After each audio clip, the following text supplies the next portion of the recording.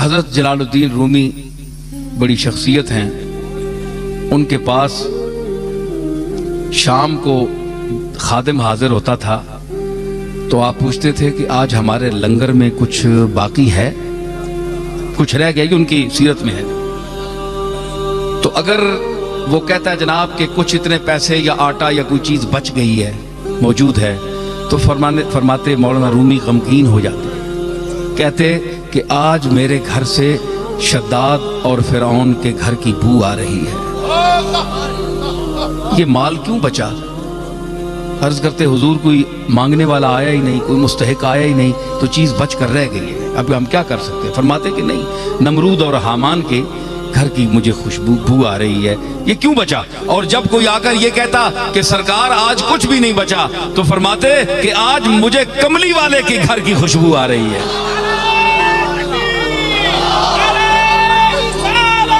तो मुझे कहाँ की? जनाब कमली वाले के घर की खुशबू आ रही है। क्यों? इसलिए कि वो भी आपके घर में भी कुछ नहीं होता था, सब कुछ होते हुए। मैं ये अर्ज कर रहा था कि इस तबके को अल्लाह ने ला यालमून में शुमार किया, और जो गरीब तबका है, वस्बिर नफ्सका मअल लज़ीना यदऊना रब्बहुम बिलगदाति वल अशी युरीदून वजहा।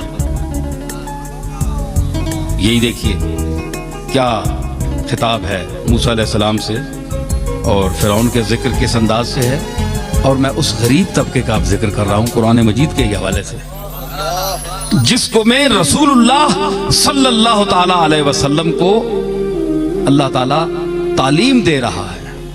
वस्बिर नफ्सका मअल लज़ीना, ऐ मेरे रसूल अपने आप को जमाए रख, मुत्तसिल रख, मअल लज़ीना यदऊना रब्बहुम बिलगदाति वल अशी, जो अपने रब को पुकारते हैं रात और दिन, और सिर्फ उसकी रजा के तालिब हैं।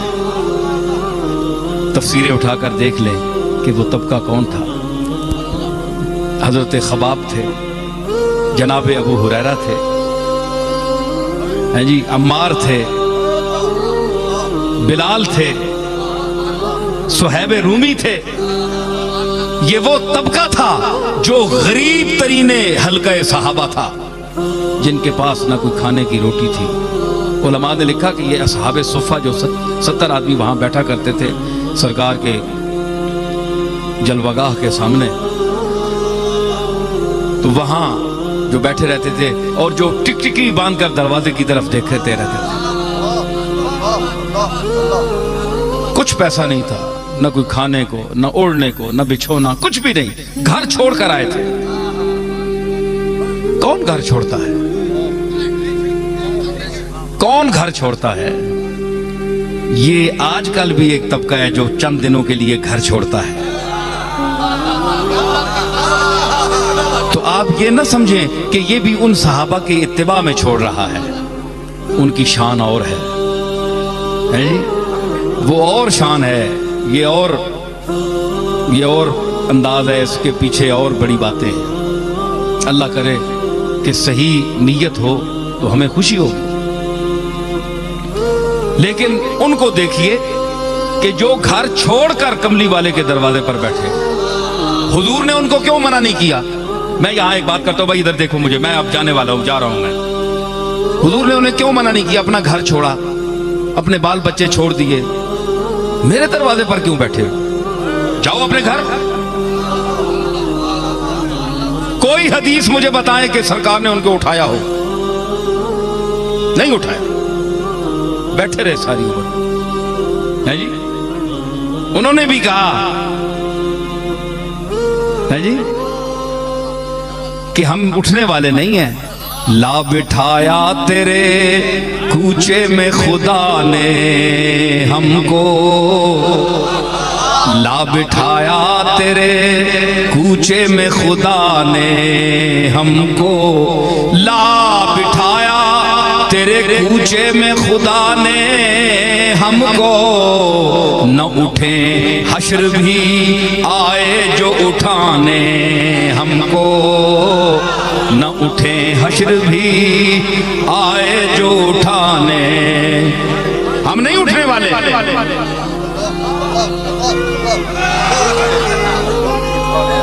جنازہ بن کے اٹھیں گے, تمنا بن کے بیٹھے ہیں. ہم نہیں جانے والے, تمنا بن کے بیٹھے ہیں.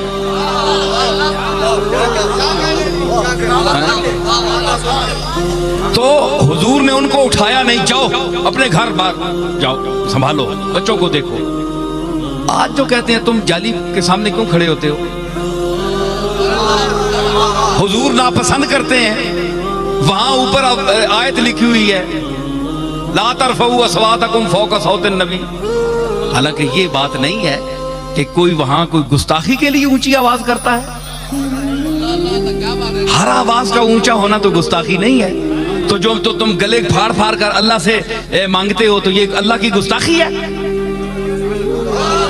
اللہ بڑا ہے کہ رسول بڑا ہے؟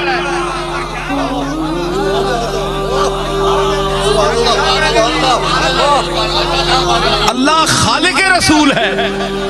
تو اتنے شور مچاتے ہو رو رو کے, چاہے کوئی دیوبندی ہے, چاہے کوئی بریلوی ہے, کوئی بھی ہے, روتے ہیں, آیتیں پڑھتے ہیں, رلاتے ہیں, کیا کیا دکھاتے ہیں, کیا کیا منظر دکھاتے ہیں. تو یہ اللہ کی گستاخی نہیں ہے؟ ارے حیا والوں کو دیکھا ہے میں نے, ہاں ہم نے بھی دیکھا ہے. تم تو آنکھیں پھاڑ پھاڑ کر چاند کو دیکھتے ہو, انہوں نے کبھی آسمان کی طرف رخ نہیں کیا, نظر نہیں اٹھائی.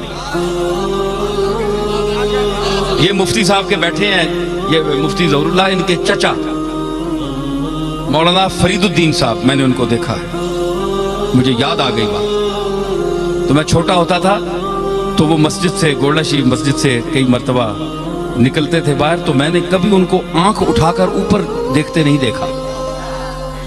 ہمیشہ نظر نیچے زمین پر. میں نے اپنی آنکھوں سے دیکھا ہے جو میں محسوس کر کے بیان کر رہا ہوں. یہ تو ایک آدمی تھا نا. تو یہ جو طبقہ ہے اس طرح کے صلحاء کا, تو انہوں نے اس کی ذات کی شرم کی وجہ سے اوپر کبھی دیکھا بھی نہیں. وہ لوگ تھے. آج علماء میں وہ طبقہ کہاں ہے؟ ہم نے وہ چہرے بھی دیکھے. تو حضور نے کبھی نہیں فرمایا کہ تم اٹھ جاؤ. تو جو اپنی ظاہری زندگی میں 24 گھنٹے بیٹھے ہوئے اصحاب صفہ کو نہیں کہتا کہ تم اٹھ جاؤ.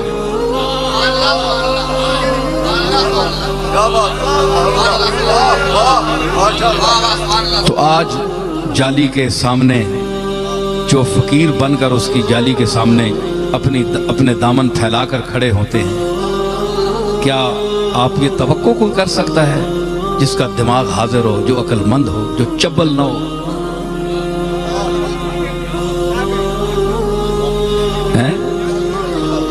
تو وہ کوئی یہ بار کیسٹیں جاتی ہیں, لوگ کہتے ہیں ہمیں سمجھ نہیں آتی یہ کون سی زبان بول رہے ہیں, اس لیے میں مجبوراً بول رہا ہوں, کچھ نہ کچھ جملہ آ جائے گا.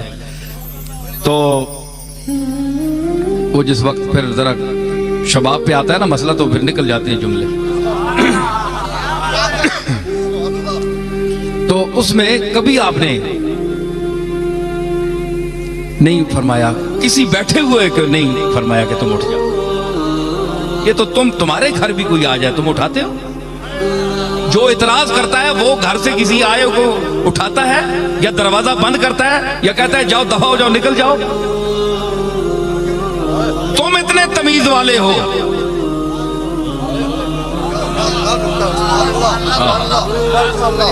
بڑے اخلاق والے ہو, جس کے لیے فرمایا وَإِنَّكَ لَعَلَىٰ خُلُقٍ عَظِيمٍ, کہ اے میرے محبوب تو اخلاق عظیمہ کی ان منازل رفیعہ پر فائز ہے کہ وہاں سے اوپر کوئی اخلاق کا درجہ نہیں ہے. میں نے تجھے وہ خلق عظیم دے کر بھیجا.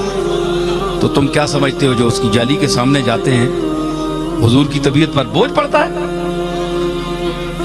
تو کسی کو بھی اٹھاتا نہیں اپنے در سے, تو کسی کو بھی اٹھاتا نہیں اپنے در سے, تو کسی کو بھی اٹھاتا نہیں اپنے در سے تو کسی کو بھی اٹھاتا نہیں اپنے در سے کہ تیری شان کے شایع نہیں ایسا کرنا کہ تیری شان کے شایع نہیں ایسا کرنا کہ تیری شان کے تیری شان کے تیری شان کے شایع نہیں ایسا